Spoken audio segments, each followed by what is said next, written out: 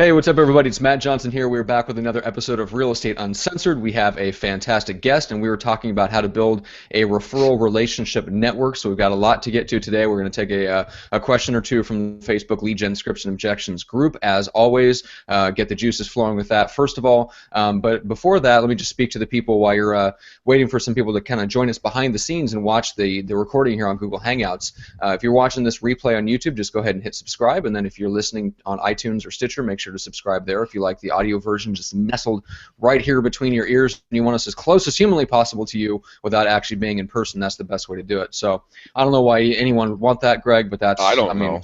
That's just detrimental to your health. The junior grandmaster himself, Greg McDaniel, what's up? Matt, Big Pimpin', what's up, buddy? Hey, man, it's Friday. We're off to a 3-day weekend. I cannot wait to get my ass out that door and have some fun. Oh, wait a minute. 3-day weekend? Oh, no, wait a minute. I'm in real estate. I don't get 3-day weekends. Oh, yeah, I forgot about that when I signed on to do real estate. Working tomorrow and Sunday, Monday. Vacations is like almost a 4-letter word because I vengefully hate the people that actually get to go on beautiful vacations to Hawaii, Aspen, Europe, and I'm sitting here going, fuck you. I gotta sit here on this damn computer and do, I love the podcast, but doing all the real estate stuff behind it, I want to go out and play. Doing the actual work. Yeah. That is a 4-letter word. Okay. Oh, work? Yeah, definitely. Work. So, dude, everyone that if you guys didn't see it, Matt and I have an inside running joke that I did a photo of my office, getting ready for the show prep, and there is a good reason for that because I'm actually building a whole resource page. I'm going to categorize all the stuff that Matt and I talk about on the show, and Matt has referred to me as living like a hobbit because I am nesting with my hobbit and all my yellow pads that I have everywhere. And so, in response to living like a hobbit or hobbit nesting, Matt, I'm living the hobbit's life, bitch. It's a hobbit's life. Okay. As our special guest holds up his own legal pad. Yeah, I feel like I nest with books. That's my version of a hobbit nesting. But I hear you. So let's welcome him in real quick. Trey Willard out of Baton Rouge. Trey, what's up? What's up, guys?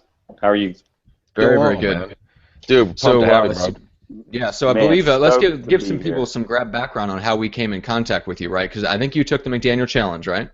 I did, man. So I reached out to Greg. I follow you guys. I'm on the podcast, so I choose to listen to you guys in my ear, or better yet, in my car when I'm driving around to appointments. And there's just some really good information. And I come from a place of abundance, like a lot of guys like you, Matt, and Greg, and I just wanted an opportunity just to kind of talk to Greg, and I have the same goals, same ambitions that you guys do, and just wanted to share them with other agents if possible, and just to mastermind with you guys. Really, that's kind of how I got linked up with Greg. Yeah, we had a great talk, man. You and I were just having so much fun chit-chatting.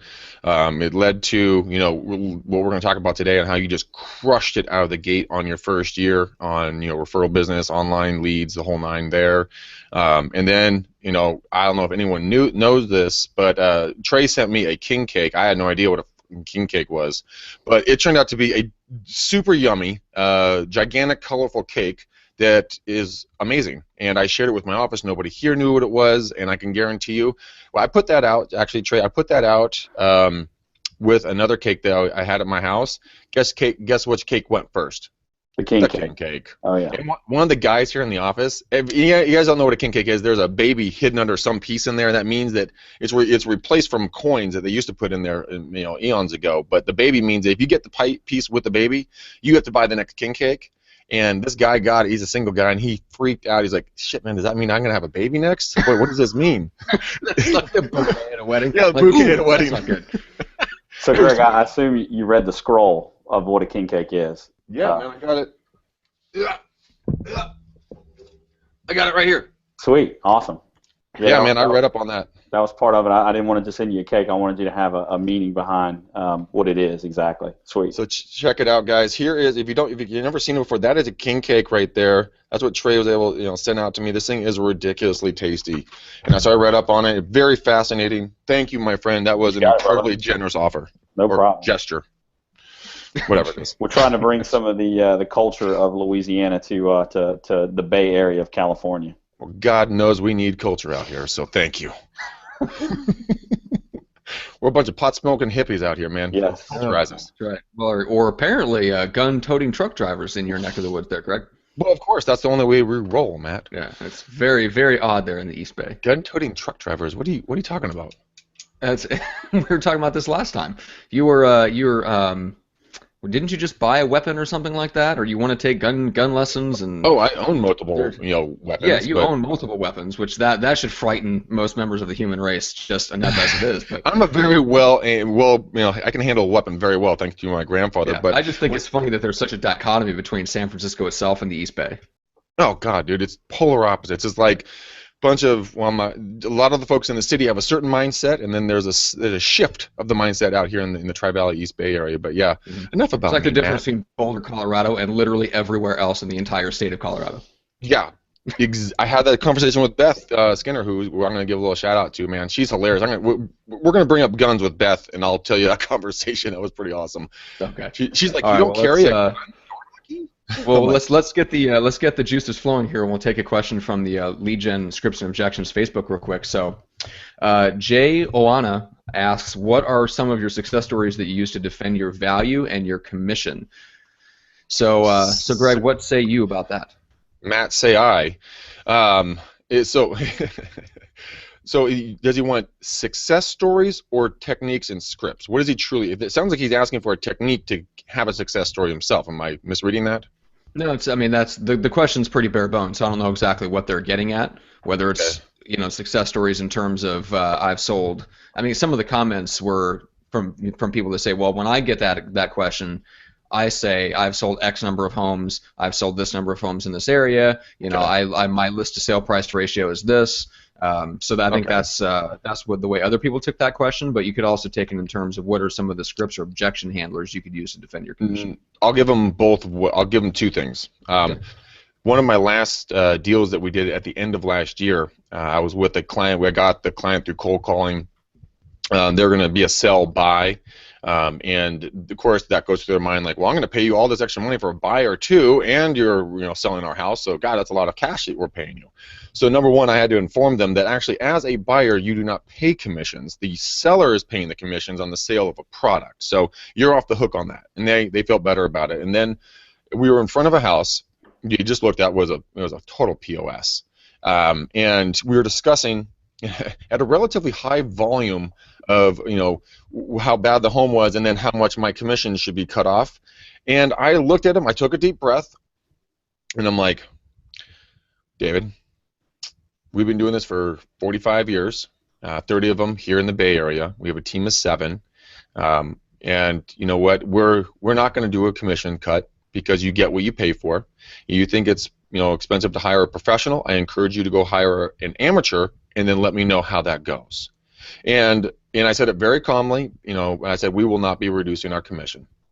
And I'm like, oh, wait for it, don't crash. And the wife just turns to him and goes, David, we're hiring Greg and we're not cutting his commission. I'm like, oh my God, thank you.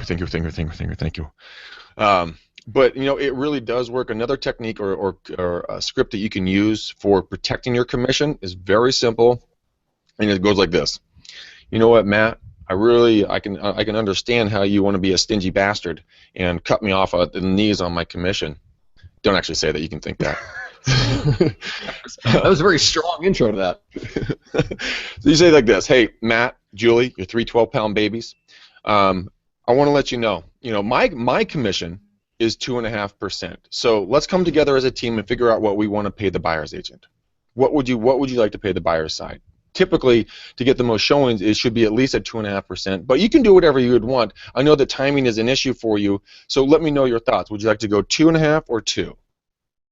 And then it's in their ballpark. Your commission is completely protected because you're like, look, this is what I'm paid.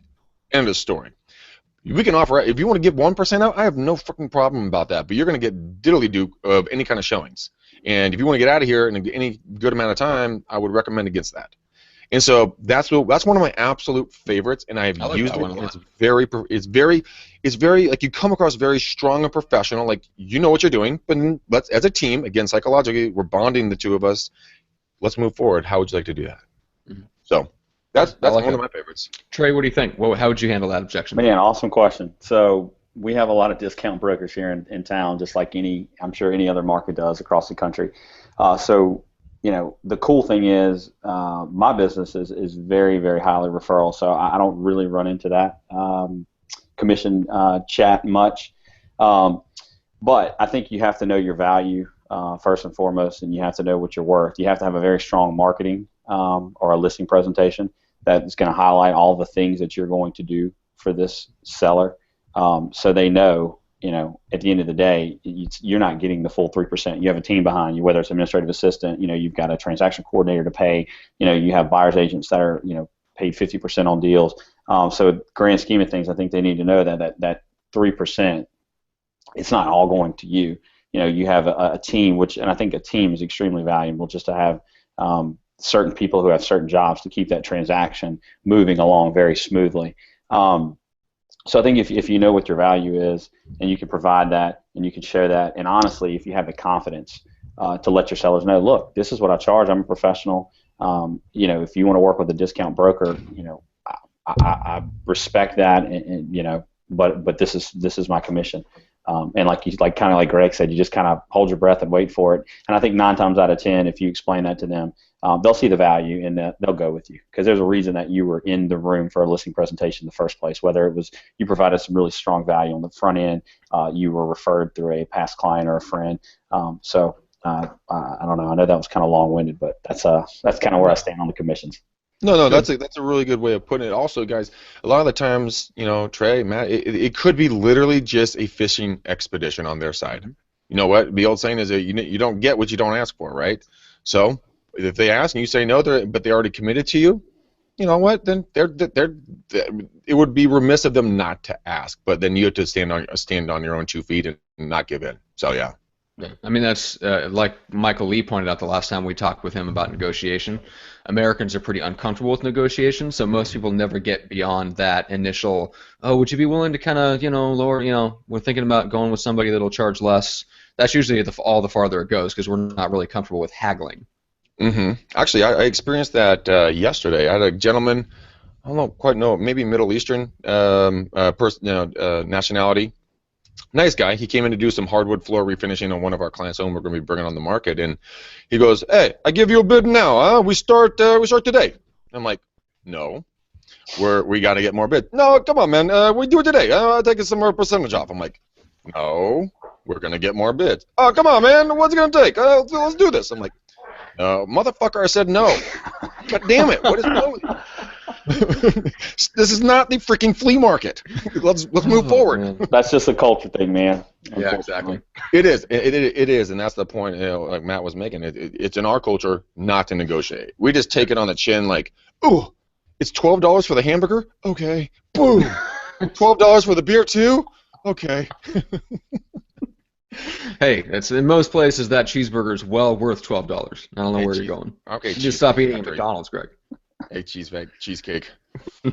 All right. So what do you say we give some shout-outs, and then we'll get into Trey's story and talk about building referral relationships? No, thank you. No, yeah, I know. I don't know why I even brought it up. I'm out. Let me get my shout-out first, and then we'll give Greg a chance, because he's probably got a lot of people to shout out. And then today, me and Greg, after the podcast, we're going to work on getting the people that have already taken the McDaniel Challenge into the private Facebook group, so that you can interact with us more directly, rather than just either through email or outside in the general wide world of Facebook, where we're usually at. So the Book of Faces, exactly. So we'll work on that this afternoon. You might see some requests or some invitations come to join that Facebook group, and that's what that is. So accept it. It's going to change your life, people. I guarantee it. Exactly. Okay. So number one, quick shout out to Viral Marketing. They do a phenomenal job of running Greg's East Bay real estate video blog, and they can do the same thing for you to generate referral and repeat business. They're phenomenal. You can check them out at getviral.com. And then Equity with 2 Qs, online buyer lead generation. It's perfect for solo agents or small groups of agents, especially if you're at one brokerage, because it gets super, super affordable. And they actually hook you up with a lender. They'll subsidize the cost of generating the leads for you, and it's a smaller, higher quality number of leads. So rather than paying a big service for a lot of money to get more junk leads, you can get higher quality leads and that actually turn into actual clients and actual deals. How about that? Oh my God, actual money. I love this. We love actual money. Yeah, so the monopoly money doesn't go so far when you try to take it to McDonald's and get yourself a $12 cheeseburger. I've tried it, and you're so right. It does not work. It's too small. It's out of size, actually. That's right. Exactly. So enough of that. Take the McDaniel Challenge. Get a hold of Greg. It's in beta test right now. So if you want to see what markets it's available in, or if you have a group of people in any market around the country that are interested in generating buyer leads for yourselves, just get a hold of Greg, and we can always hook it up and get that to you, basically in any city around the country. So, Greg, who do you have to shout out? Man, I got some great shout-outs, man. I always have good shout-outs. I talk to cool people. I'm a people person. Okay, so the other day I had a phenomenal conversation with a woman by the name of Sherry. I'm not going to use her last name for a couple of different reasons, but I was incredibly touched to have this conversation with Sherry. She told me an immensely personal story that was probably one of the most amazingly horrible things I've ever heard that she went through, and it was a traumatic ordeal. But she is such a strong, powerful woman. She is coming through this thing, man, and it is unreal to see what people are going through on a daily basis that you have no idea what's going on, and it just rang true to me. One, I had an amazing conversation with Sherry, and I cannot wait to see her become an unbelievably big agent again in her marketplace, and I want to thank her for watching us and listening to our advice. She's taken it to heart, and Sherry, I truly appreciate you opening up and telling me that, so thank you for your time. I really appreciated it. And Matt, I know you're going to shake your head, but Sherry and I went for 3 hours, and it was a and when I got done, man, I was exhausted, but I was incredibly thankful for that time spent. Then last night, my radio show canceled on me, fuckers. Because they double booked. They had someone more important than me. Go figure. How's that happen? This is unspeakable. But I actually was able to get Beth Skinner. Yes, Beth, that is you in Colorado. She heard us give a shout out, and she's like, "Oh, yeah, there's another gal that listens to the podcast named. Oh my God, that's me. He's talking about me." Are you serious? Yeah. So we had a great time talking last night, and we hour and a half, almost 2 hours, but. She's hilarious, man. She has a couple of cats, like I have a couple of cats, so we bonded naturally, right? Cat people come unite. Dude, I'm a cat person too, Greg. Yeah, baby. That makes you the only one out, Matt. Yeah. I don't think that makes me out. I think that just makes me me. I'm gonna buy a kitten for you and make sure that you have to take it in, or you'll be a horrible human being, and PETA's gonna come after you. That's what I'm gonna do. Make you love these damn furry bastards. Sadly for you, Greg, I'm okay being a horrible human being. we have known this, Matt. Okay. Asshole. But she takes her cat for a walk in a stroller. Yes, this happens, and she actually meet people all the time out with a cat in the stroller, and her name is Skinner. She's a very petite woman, so I'm like, dude, get your logo here, and then going down the back of a T-shirt or something like that, write something like "Get the skinny on real estate," something fun and adventurous. And she and I were laughing and joking, but the funny thing is that we were talking about guns, right? And she's like, well, yeah, we have to be real careful when you're out door knocking and showing open houses. And, do you carry a gun when you go door knocking? No. She's like, you don't? I'm like, I'm in California. Like, the only people that are allowed to have weapons are the criminals. Yeah, you're a large human being, Greg. Yes, I am not a small human being.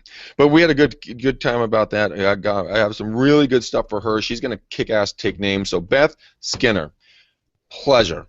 Thank you for your time. It was an amazing opportunity. Oh, and Matt, you were inducted, as I told you. She keeps a running list of the funny one-liners that you and I come up with. One of her favorites is me saying to you, I like dog's dick, when we were going back and forth about dogs and cats. And then you said something the other day that got her, like, she's like, that's it, Matt's in. He's on the script. He's on the quote board. One. I've got one. You got uno. Yeah. Winning. Marco, Equity, Southern California dude. Really enjoyed talking to you today. I look forward to speaking with you next week. We'll get this thing up and running in your marketplace.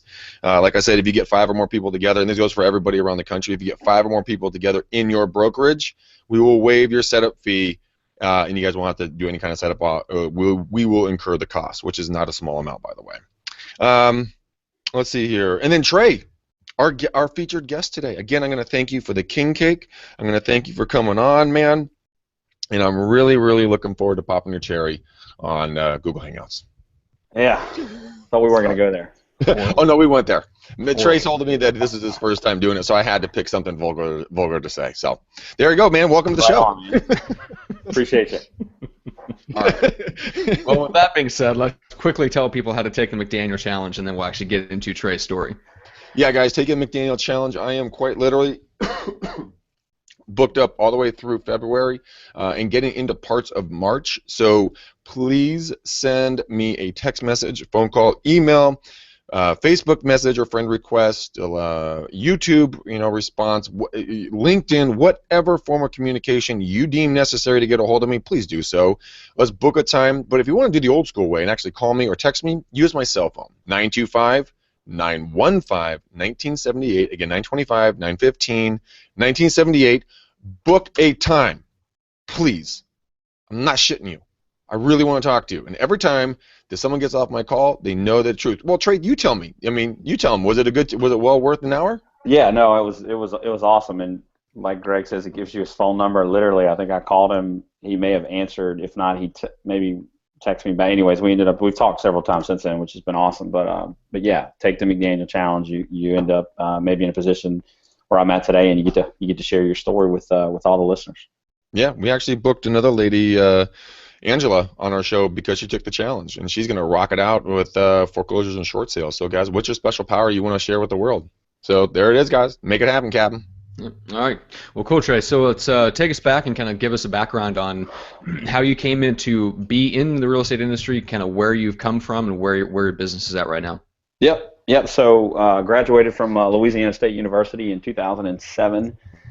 Yes, go Tigers. Go Tigers. For any Tiger fans out there. I was in the service industry for about 10 and a half years, waited tables. I got into telecommunication sales, so I sold phone and internet to local businesses, and then recruited to sell office equipment for a local company here that was a Canon dealer.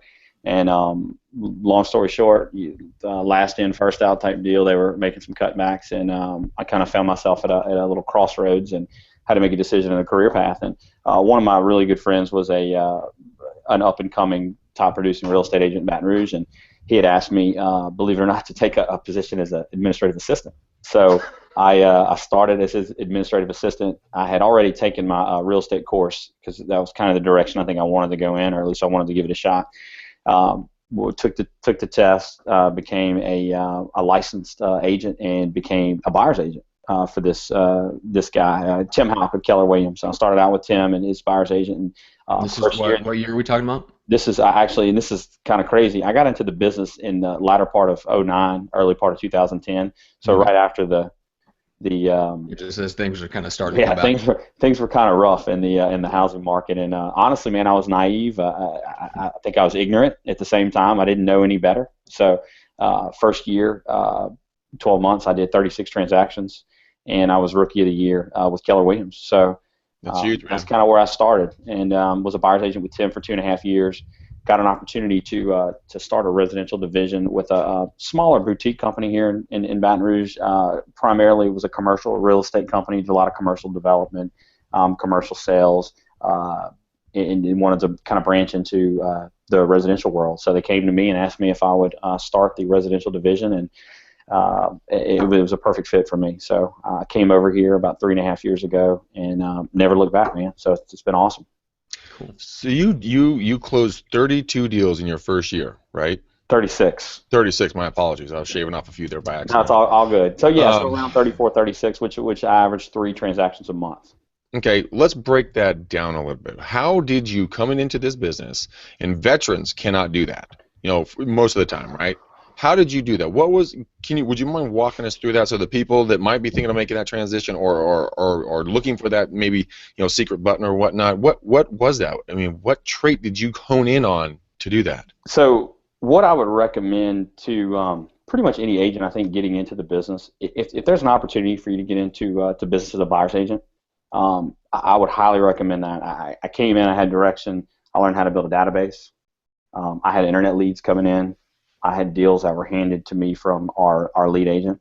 So a combination of that is really how I got started. Keller Williams, if anybody's getting into the business, of course, it's awesome company, do a lot of really great teaching, a lot of great training. The resources were there. I mean, going to Mega Camp and Family Reunion and places like that, and getting to kind of mastermind with some other buyers agents across the country who were doing really well, really helped me out a lot.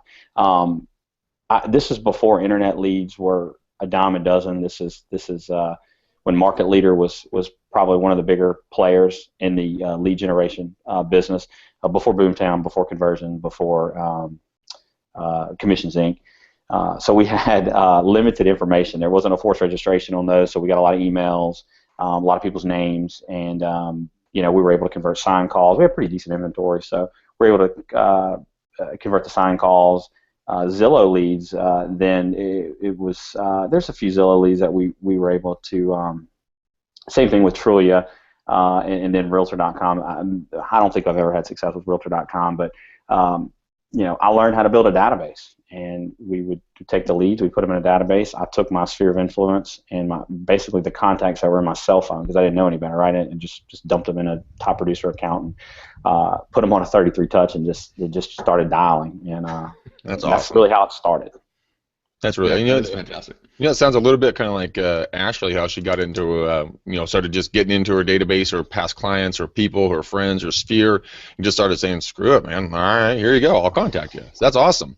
Yeah. So how did you reach out to your database and kind of let them know that you were in real estate? You put them on was it automatic drip that Top Producer has and it pre-built already, and then just pick up the phone and call them? Yeah. So some of the built-in features, action plans, we'll call them. I wasn't really a big fan of those. Facebook has been a great source of business for me since I've got started in the business. So, you just start kind of posting things here and there. You don't want to overwhelm people with just real estate all the time. You a little bit of business, a little bit of personal, and a little bit of fun, right? And I like to keep my audience engaged, and by doing that, posting the occasional listing, going to a closing and posting, a picture with my clients that we just closed a deal on, or anything that would kind of get me top of mind. One of the first things that I would do every morning, and I still do this to this day, is I go to Facebook.com. I look at the birthdays on the side, and if it's a client or it's a good friend of mine, I pick the phone. First thing I do is I call them and I wish them a happy birthday. Nice. Then that's one small thing I could tell people to do, because you get a lot of text messages, you get a lot of emails, maybe a lot of people write on your wall, your Facebook wall, but it's just kind of going above and beyond for a little bit more personal touch. Since then we're looking to add some Chris Smith, curator Chris Smith, that's right. Yep. He made a really good point on one of the podcasts I was listening to send the Facebook gifts. So just to shoot them over maybe like a gift card for a cup of coffee or something like that, I think that's good. But it's just really diving into your database and being very personal, and just letting people know, exactly what it is that you do, and just staying top of mind. Like Gary Keller says, I mean, I'm not going to tell you guys anything today that you haven't heard 1,000 times before. I'm just going to remind you that if you just stick to the basics and you do not try and reinvent the wheel, it works. And consistency is the number one thing, I think, in this business in order to be successful, is consistency. So whether that's following up with your past clients, sphere of influence, your database, or leads, most agents are scared to pick up the phone and call somebody. So just by picking up the phone and making a phone call, you're probably 30 to 35% ahead of anybody else in the business. Trey, you bring up a really interesting point. I've told the story, and I don't know if you've heard it, but it dovetails directly into what you're saying. My AIM class that I teach, my January class, I challenge the 10 people in that class to go out and talk to 3 people in their sphere of influence between Monday and Wednesday. Okay, 5 of those people picked up 1 to 3 active buyers. One of the guys went in and got 3 active buyers, and then he put a home into contract by just doing exactly what you're talking about, being consistent, going out and talking to another human being. And that is, people step away from it because they're afraid of a human interaction. Social media is a detriment against actually being social. And if people can get away from hiding behind their computers and get out into the general public, I agree with you 100%. It's those small things done consistently. Yeah, so anybody just getting in the business, I mean, the first thing that I would do, I would take my cell phone. Most people have an iPhone or an Android device. I would, number one, no question, I would find a CRM. Find one that works for you. Top Producer seems to work pretty well, pretty consistent. Everybody seems to use that one, so we'll use Top Producer as an example. And export or import all of your contacts into Top Producer and put them on some sort of an action plan. Jamie Cox told me something that was really cool that kind of it's really stuck out. It was like a huge aha for me because I'm always working in the business and on the business, and I'm a perfectionist, so I want everything to be perfect, right? So I'm doing these 33 touch action plans, and I'm trying to make this perfect drip campaign. And Jamie Cox, and I wrote it down, said messy success is better than clean failure. So stop focusing on trying to make everything perfect. And again, in Pat Hyben, 7 steps to or 6 steps to 7 figures, just do it. Like get out there and start now. It's never, you stop delaying making those phone calls and touching base with your sphere of influence and your past clients. Just pick up the phone and do it now. So don't make a list to make a list to get ready to go make a list to go out there and do something, right? That's right. That's exactly right. I have a friend of mine that literally did that. She would make a list about making a list about what she's going to do. Then she would make a list about when she was going to do it. And I'm like, oh, please, Jane, I love you, but get your ass out the door.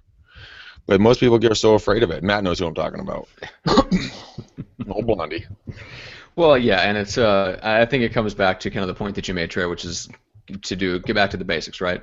And kind of the example of the birthday is a great example of how to apply that, right? So let's say you have 15 or 20 Facebook notifications, and Facebook has its place. It's great for letting you know when certain events are, helping you keep track of people and keeping track of events and stuff like that. So, but you'd be better off picking up the phone and calling 5 people than sending Facebook messages to 50. I mean, that's just it's that type of the higher the level of human contact, the more effective it is. The 7 levels of communication. So the more that you pick up the phone and call, the fewer people you need to talk to in order to get business. So if you choose to avoid the phone and you want to do other things, then you're going to have to do 5 times as much of it in order to have the same impact of just picking up the phone and calling. That's right. And Matt, I'm glad you brought up 7 levels of communication. I'm actually doing Boost with Michael Mayer right now, which is I read the book, big fan of the book, and I have a coach, Wally Bressler, with National Association of Expert Advisors. So if anybody knows Jay Kinder and Michael Reese and just the amount of success that those guys have had in a pretty short period of time, young guys, real cool guys. But Wally, he told me this is one of the things that I really want to focus on this in this call is find out what you're really good at, find out what your niche is. So I have a super strong database. My database is worth more money than I can't even put a dollar amount on my database. Born and raised in Baton Rouge, spent my entire life here. I have 1,600 contacts on my phone I could pick up and call, and these people, every one of them would expect my call and would, it wouldn't be a shock, like, why is he calling me, So I made a commitment, and my commitment was I was going to work strictly by referral. So Wally said, Trey, I want you to call FSBOs, expires. I want you to time block on your schedule. I said, Wally, I'm going to be completely honest with you. I'm not going to do it. And he kind of was taken back a bit, and I said, look, man, I'm a referral agent. 85% of my business last year was via referrals. I choose to be a referral agent. I'm going to continue to be a referral agent, and I want to maximize my referral business. And if for anybody looking to do that, Boost with Michael Mayer is a great little program. I would recommend everybody to take a look at. Well, let's go through that and dive deeper into the referral generation. And so before we get into developing kind of a network of referral relationships, let's get back into just reconnecting with your database and making sure that you actually have strong relationships with a number of people that you can pick up the phone and call. So when you first started reconnecting with your database and letting them know that you're in real estate, let's take me through kind of how you did that versus how now you keep in contact with them today, now that they already know you're in real estate, and what are kind of the follow-up types of calls that you'll make to them to stay in touch? No, perfect, man. Awesome question. So what I would do when I first got into the business is I'd call my sphere of influence, and I would say, and it's pretty cheesy as it may sound, hey guys, just want to let you know I just got into real estate. Do you know anybody looking to buy, sell, or invest in real estate? New to the business, I'm working with 10. We have a great team. We're doing some really cool things. Please keep me in mind. That's how I would lead into that. A lot of the what I've kind of switched to now is providing value and try to provide a referral for my sphere of influence. So I'll call and it's just to check in. Hey, how are you? You know, Facebook is awesome because you can get on somebody's news feed before you make a call. So like, let's just say, you know, you're doing your first and 10 in the morning and you've got your 10 list of people to call, your top producer action plan tells you whatever. So you go and you look, and I may jump on Facebook and just look at their timeline and see, like, is it any significant things, events happen in their life that would be worth a phone call, right? So it gives me a good lead in, you know, and I always use the Ford scripts, family, occupation, recreation, and dream, right? It's really, really easy. You know, try not to talk about yourself and try to let the person you're on the phone with, you know, basically say what they want to say. You know, everybody likes to hear themselves talk, I guess. So try to take that away from you and put that on someone else. So now when I make those calls, like if it's a birthday, you know, I'm calling, I'm wishing someone a happy birthday, and it always leads to work. I don't care what somebody says, that work's going to come up. And when work comes up, that is the perfect opportunity for you to say, oh yeah, by the way, you know, just, hey, I'm still in real estate. You know, the market is fantastic right now. Interest rates are at historic low. You know, I don't even ask for business. A lot of people say ask for the referrals, ask for the business. I don't ask for it. I talk about it, you know, and then we kind of leave it alone. And then those referrals, they just come. So, you know, a 33 touch, you know, action plan, maybe 24 touches a year, anything between some handwritten notes or power notes. Maybe a call on their birthday. If you can send them a birthday card, would be awesome. I send out magnets for LSU football and Saints football every year, and my magnets are on every one of my clients, refrigerators and friends, and they're on there until the next year until they get another one. So your face is plastered on their refrigerator for a year, mostly. You know, we do touches on Facebook, so it might be a Facebook message. It might just be responding to something that they posted just to kind of get engaged in a conversation with them. We're doing phone calls, we're doing text messages. So it's just a combination of multiple touches, and then just making sure that you're staying in touch with these people, because they don't know that their real estate agent is supposed to stay in touch with them 33 times a year. They don't have a clue, you know. Yeah. Only we know that. So I think we get it too much in our head that we need to, what do we say? What do we say? What do we do? So these days, literally, I pick up the phone. Hey, how are you? How's the house? What's going on? Have you guys had any issues? Any vendors, you know, needs? Can I send a plumber, HVAC tech, you know, whatever? And usually they're happy to hear from you. You know, and I always use the I know this is a long-winded answer, but no, keep going. I always use this as an example. You know, I bought a car 7-8 months ago. The guy who sold me my car has not called me one time to ask me how I was enjoying the car, how is it, have I had any issues with the car, anything like that. So, you know, for them to hear from their real estate agent, know that we just didn't collect the commission and bounce, I think that's more important than anything else. Yeah, and it's part of a larger mentality shift that you have that I think would be very beneficial if more people had it, which is to think of your database as the bank and just keep making deposits and making deposits and making deposits, rather than always trying to see who's the next person that wants to buy or sell or invest in the next 3 months, and if they're not that, they are out of sight, out of mind. Yeah, absolutely. Yeah. You know, a good opportunity for you guys to reach out to your past clients is, I know, you know, anniversaries, birthdays. I mean, those are phenomenal ways to reach out. A really good way, and you can get this from your title company, is the day and date that they bought their home. Send them a $10 Starbucks card or whatever, or definitely a congratulations. You know, Bob and Sue, you bought your home 10 years today. You know, hope you're loving it and enjoying it still. Congratulations. It's just a very unique way of standing out, and it's been highly effective every time that we've used it. Cool. So try that. Trey, give it a run, man. See if that might be something that might work for you too. I love it, and we get these things in from the home warranty companies for their anniversaries too. So it's cool. They send them to us, and we just stick a stamp on it, and send it out. So that's another touch. And then same thing is just make sure every year that either their anniversary when they bought that house is in there, and literally you're calling every year. I mean, they want you to do quarterly calls, right? Well, you just knocked out one of your quarterly calls just by calling and saying, hey, congratulations, you've been in the house for X amount of years now. How's everything treating you? How's the family? And then that may bring up, man, we've been in here for 7 years now. I think it's about time we start looking for a house. Trey, why don't you find out how much equity we have in here, because we've really been eyeing this new construction subdivision down the street. And it's, you were calling to check in and say, hello, and it turns into a referral for now you're going to sell their house, and now they're going to buy a house from you. So any opportunity that you get to really to reach out and get them on the phone and provide value, I think is a win. So what I'm hearing you say actually is that if you're persistent and consistent on staying up and bringing value to your people and staying in and touching them, in a positive way, as I think Jeff Law would roll over if he heard us keep saying touching your clients and dripping on them.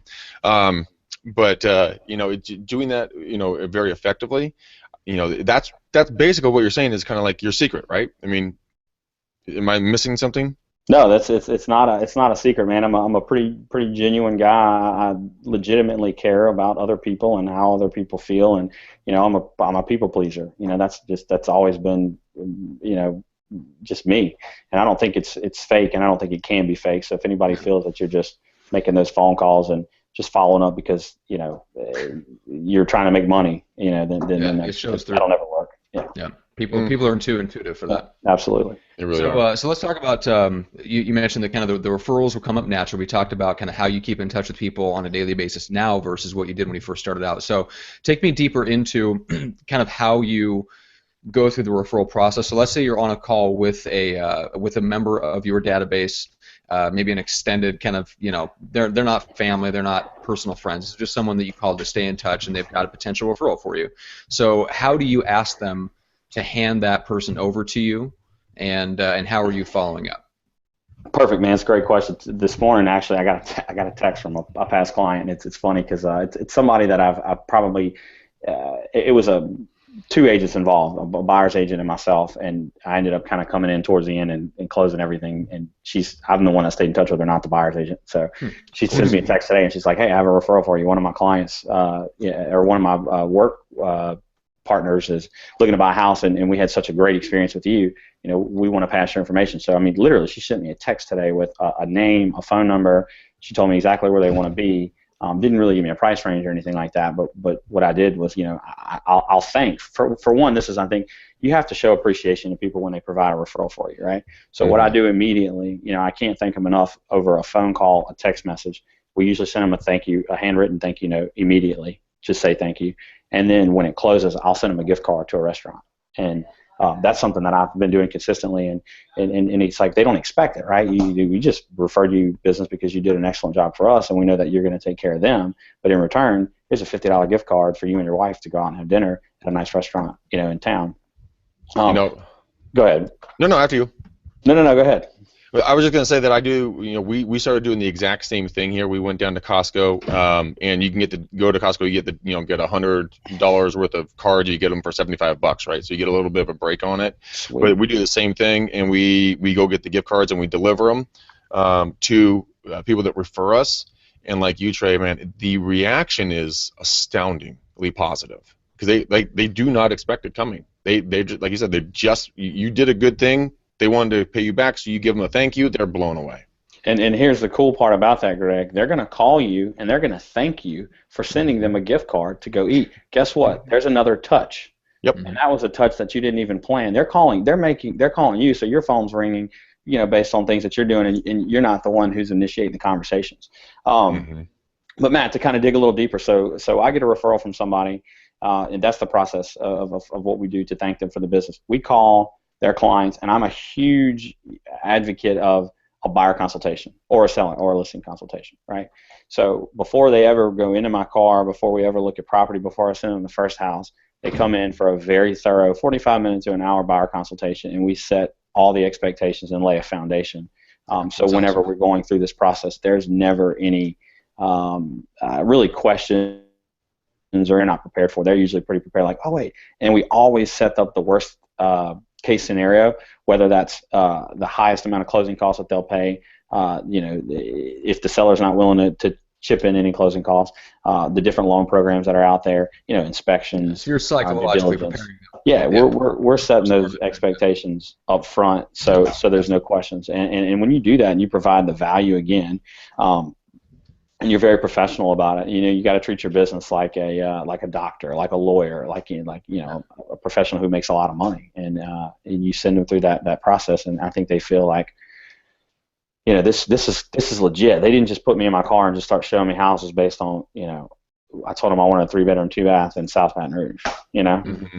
This guy's really like showing me everything. These are the areas of appreciation, depreciation. These are the up and coming areas. These are the neighborhoods that are being regentrified. Like, we're setting all that up front, and that's been huge for me and for my business. And it saves a lot of time. You don't have to put a buyer in your car and show 15 or 20 houses. We're usually down to 5 to 7 houses before they make a decision.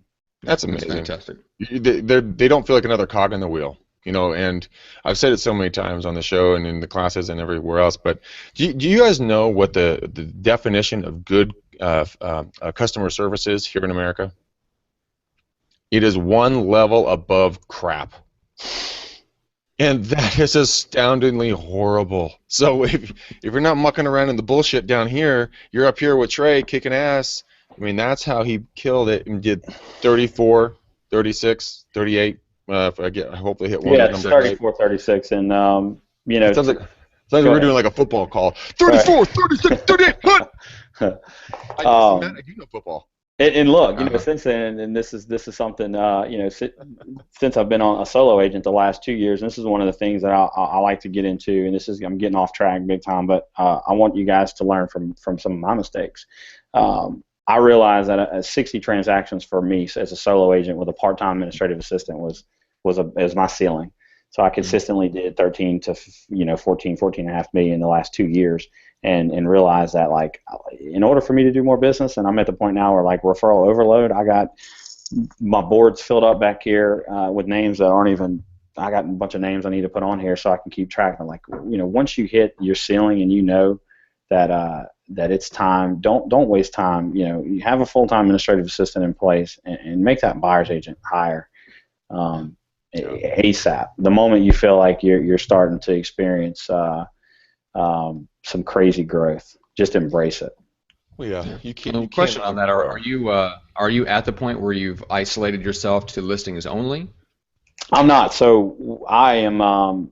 We set some pretty ambitious goals this year, Wally and I, and in order to do that, I'll bring on a buyer's agent right now. I'm in the process of that. Full-time administrative assistant. We'll do a second buyer's agent by the second quarter, and then we're looking to bring in an ISA probably by the third quarter.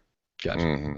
So we're trying to grow slow and steady, and just have those people in place to help us. Like Greg said, customer service. I mean, what I want and what I'll always focus on is repeat referral business. Yeah. So if those people don't have a great experience with us, then I'm missing out on what my primary focus is. Yeah, and that leads to the next round of leads. So, yeah, that's so let's. One thing I wanted to get to and make sure that we explain clearly was you mentioned that when you get a referral, you will reach out to the person that's being referred to, right? So take me through the process of how are you training the people that are referring you business to not take the traditional route, which is, hey, I ran into somebody, they're thinking about selling, I'll let them know, I'll pass your information along to them, and instead give their information to you so that you actually have it. Yeah, that's a great question. So exactly what kind of how you led into the question. So what we have to do is we have to train our referral partners to always be listening for certain cues, right? Mm-hmm. And when they listen to those cues, I tell them, I said, look, I want you to give me their contact information. I will reach out to them. Do you have cell phone, email address, and when's the best time to call? And what I'll typically do is I'll shoot them a text first. And the reason a text, a lot of people work, they can't answer their phones at work, right? Text messaging, everybody looks at their phone for text messages. Awesome way to reach out to leads, too. We can talk about that as well. I will shoot them a text and say, hey, look, you were referred to me by, XYZ. They're a past client of mine. I had a great experience. When are you available to chat? Simple, right? And they'll respond back, hey, I'm free at 4 o'clock today. Can we set up a call? I will literally just put a note in my calendar to call this person back at 4 or 5 o'clock, or they have my contact information and they'll reach out to me when they're ready. Right. Interesting. Yep. Like it. So let's talk about how that applies to leads while we're at it, and we'll get to that quickly, and then we'll talk about So you guys, Yeah, you guys, Jeff, I know, Matt, you talk about Jeff Cohn a lot. Jeff Cohn and I have become buddies too, just like Greg and I. So like, Yeah. me, Jeff, Jamie Cox, and just like these Jason Anderson in Nashville, Tennessee. So just all these guys who are just rock stars. And we all come from a place of abundance, right? We all have the same mindset. We all want to crush it. We all want to be top agents. And it's so awesome because everybody's willing to share everything. So. Yeah. I talked to Jeff, and I've had conversion as a lead platform. I had it last year and didn't have a full-time buyer's agent in place, and was kind of feeding some leads out to some of the agents in the office, which is a terrible idea, by the way. Don't ever do that. So we spent a lot of money and didn't really get very far on that. But I decided to keep the platform. They've got an awesome platform, and I'm basically kind of done. I did this on accident and realized that Jeff was talking about running boost posts. So we'll just take our inventory. We run boost posts on Facebook. I mean, spend literally $50, and I can generate anywhere between 150 to 200 leads on one house. But what I do is they have a really cool platform where they do an automatic SMS that goes out, and they put you on a very personal drip. I mean, like, these people think it's me emailing them. Yeah, it looks like you texting. Yeah, it's not, and they get these notes, so they'll text me back and say, oh no, we're just looking or whatever. But any leads that we have, like, we're consistently texting them, so we'll say, text first or call first, then text, then email, and it's the same just over and over and over until you can get them on the phone. Like most people are going to tell you until they tell you, I'm not interested, we're just looking, or they shut you down or unsubscribe, right? But I feel like text messages is just with clients, especially with the millennials that are coming up, and that's a large portion of who's purchasing houses these days. We've got to learn what type of communication our clients prefer. So that's one of the questions in the buyer consultation. How do you guys prefer to be, to communicate? Do you feel more comfortable? I'm like Greg. I like to chat on the phone, man. I'm kind of old school. Like I get on the phone with somebody and we'll chat for 45 minutes, and it's just like, shit, time's getting away. I gotta get back on track here. But I prefer a phone conversation.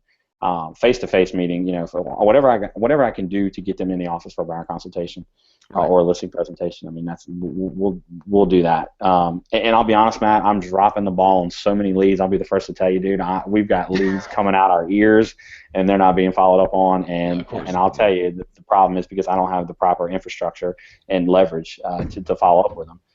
But at the same time, this system has done such a good job nurturing these people. They're now reaching out to me like, hey, I found a house I'm really interested in, and it's like, I don't even do anything. So it's really starting to pay off. Don't tell them that. Yeah. No, Come show me. Pretty good. Who are you again? Do we know each other? That's cool, man. Very cool. Yeah, and that's something that obviously Conversion's got that built-in. Boomtown, Real Geeks, and pretty much every other platform is working on building in text messaging into lead follow-up because of that experience. I mean, everybody's figuring out that works. Number one, which is the ultimate, arbiter of what things get done. But that's how people want to be communicated with the younger it skews. So anyway, so in your demographic, Matt. Yeah, we're 3 years apart, but there is a pretty good gap. I mean, I'm that way. I hate the phone. Would rather text you all night than talk to you for 15 minutes on the phone. Yeah, but yet you want to do video calls versus a phone call. No, that's true. But that's something that's unique. Like I would rather text somebody and then meet them in person than talk to them all the time on the phone. See, completely opposite. Yeah, I'll take a phone all day, every day. I will get into my nice car and drive down to a Starbucks and hang out with you for an hour before I call you on the phone. I would rather get on the phone and not waste my damn time driving. Yeah, I don't know. Anyway, I'm with Trey. So let's a quick ending to this, and then we'll wrap this thing up. So is there anything special that you've done to reach out to potential referral partners in the sense of other vendors and training them to send you business as opposed to just a general member of your database? Yeah, so I think what you have to do is you have to be the one initiating the referrals between the vendor relationship, right? So to give you an example, totally. My mortgage lender sends me I have two preferred mortgage lenders that I use pretty regularly. I get a ton of business from my mortgage lenders. Okay. I send them more than obviously they send me because I'm in a position to be able to refer them more business. But because I've done such a good job for their clients and I'm constantly sending them business, a lot of reciprocation in real estate, right? So we just reciprocate. Same thing with any of my vendors, roofers, electrical. I'm spending enough time with these people, inspectors. My inspector is going to be I'm going to be selling my inspector's house. He's going to be buying a house. His brother's buying a house. This is just one referral from my inspector. So the only thing I can say really with the vendors and just with anybody, there's the script Michael Mayer wants us to use is every week. He wants us to post on Facebook that we want to give out 10 referrals and we'd like to receive 5 and from the 10 that we give out. So I think that you constantly, if you're making it a point to send referrals to your sphere of influence, your database, your past clients, your friends, your vendors, and they know you're genuine about it, man, you don't even have to ask for business. You could just go ahead and sit back and it's going to fall in your lap. I promise. But you've got to come from a place, a giving place.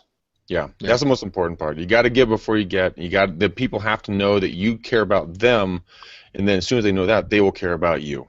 And that's a lot of. That's why I like your script so much, Greg. About like who, if you're talking to somebody who's in sales, in business, or anything close to that, asking them who their ideal client is. Who do you like to work with? Who can I keep an eye out for you? I mean, just the gesture of asking that shows that you're not 100% focused on yourself, and kind of kicks in the law of reciprocity, even if you don't have a referral to send them right away.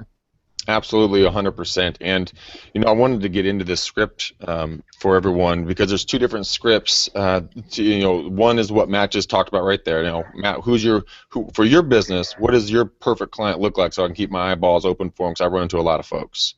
That's going to, a lot of reciprocity kicks in. Another one is, Matt, who do you know that I should know? It's not who do you know that's going to be buying or selling. It's who do you know that I should know? And they're going to look at you like, what are you talking about? Like, gardeners, electricians, contractors, attorneys, third-party folks. I'm always trying to grow my database so I can help folks out, and then maybe anyone who's thinking about buying or selling. Kind of gets their wheels going in their mind. But one of my absolute favorites, and Trey, this goes back to what you were talking about a little bit earlier. Not the referrals, because those are going to come in. They're going to have good content. They're already going to be hot and ready to roll because they like you can trust the person that's referring you in or you and your team. But let's say on conversion, the people who don't really know you yet, or you meet at an open house or something like that, the best script I have seen to date to get their information is you have your yellow pad. And you just sit here and you just say, Trey, what's your best email and phone number just in case? And then you stop. And you just stop with just in case. Because in their mind, like, holy shit, just in case what? Oh, my God. Oh, my, just in case. Because you're like, Trey, so what's your best email and phone number just in case? And you look down at your pad and then I'm waiting for it, but they'll give it to you majority of the time because they're just like, holy shit! And just in case, what if the world falls apart? I know, right? I love it. The buyer world falls apart. They get one less house on the market. I'm devastated. Yeah. But yeah, it's a great tip and technique that I use on the doors a lot too. Cool. Very cool. All right, gentlemen. Well, we have reached the end of our time together. So, Trey, thank you so much for coming on. So, I know people got a lot of benefit out of that, and there's some resources that you mentioned that they should absolutely go and follow up on. Number one, sounds like the thing that's kind of had the most impact and undergirds your entire business is the 7 Levels of Communication by Michael Mayer. They should definitely go out and get that. And then he also co-authored the Miracle Morning for Real Estate Agents. That's another phenomenal book that they should go out and get. Mm-hmm. And then you said you're also coaching with the NAEA, Jake Hinder, right. Michael Reitz. Yep. And so if anybody's interested in that, just go to, I believe it's naea.com, or just look up National Association of Expert Advisors. They are really phenomenal, so they're really good guys. I've heard nothing but good things about Wally from multiple people that coach under him. So Wally's great. The Millionaire Real Estate Agent too. I mean, that should be the Bible for every real estate agent. If they don't have it, then you got to get it. You guys got to take a look at this. If you see this, see all those tabs and notes and everything else. That's just the outside of the book of Millionaire Real Estate Agent. If I can talk, I've gone over this thing about 1 million times. Phenomenal book. I'll share one more too. Chet Holmes, The Ultimate Sales Machine. Great book. Yes. Great book. Awesome book. Yeah, and I didn't realize this until just here about a year ago, but Frank said the entire existence of viral marketing is based on that one book, The Ultimate Sales Machine. And it all comes back to that same mentality, which is database first. You reach out to the people you know first, and you reach out to the people that you don't know through the people that you know. That's awesome. And look, it wouldn't be right if I didn't ask if anybody listening has any South Louisiana, Baton Rouge specifically real estate needs or referrals. Send them this way. Trey Willard. You can find me at www.batonrougerealestateagent.com. Matt, he beat you to the punch on that. I know. I do my best to make sure it gets out so that people can send you people referrals. And you right on. I appreciate that. Sorry about that. Hey, check it out. Hey, and look, Facebook too. That's right. I'm all over Facebook. Cool. Check it out, guys. As we were on this call, remember I was talking about people reaching out to us, Matt, on any platform. We had a couple of them. Jay Samet actually reached out, and he has offered you anyone who watches any of his shows. You guys can go to jsamet.com, I think is what it is, and you can get his 40-page workbook for free. But also, he loved being on the show with us. But Brian Casilla, I totally butchered that name, bro, was referred by Tom Miller. So Tom, you pimp. Thank you for referring us and talking about us. We truly appreciate it. I think we'll have Brian. I reached out to Brian because Tom recommended that. I guess he was talking us up to Brian, so we'd like to have him on an upcoming episode. It'd be great to get you two together and talk about prospecting. I think you guys would kill it together. So how much did I murder his last name? I don't know. We'll see. We'll just leave it alone then.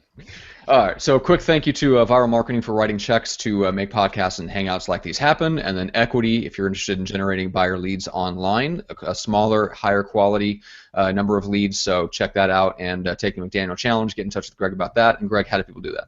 You're going to call me. You're going to use your fingers right here and dial numbers just like this. And you're going to dial 925-915-1978. Again, you're going to dial 925-915-1978. Take the challenge, people. Get off the fence. Start earning some significant income based upon the customized business, marketing plan that we're going to put together, highlighting your strengths and just getting rid of your weaknesses. We're not even going to deal with your weaknesses. We're going to let someone know. We're going to help you hire that out at some point, but just focus on your special power, on what you can really do to change people's lives. So take it. Do yourself a favor, guys. Please do not let Greg spend the night alone, and please use it. That's right. Don't make me call Matt. Yeah, it would be a shame if you spent one single night alone. And Matt hates it. All right. Well, while we did that, all right. Well, hopefully everyone has a nice weekend. We will see everybody back here on Monday at 3 Pacific for another episode. I have no idea what it's going to be about, but we'll come up with something good. We will? Yeah, I think we will. Do we put out good content? I think we put out good content. All right, guys. Bye, We'll guys. see you next time. Peace. See ya.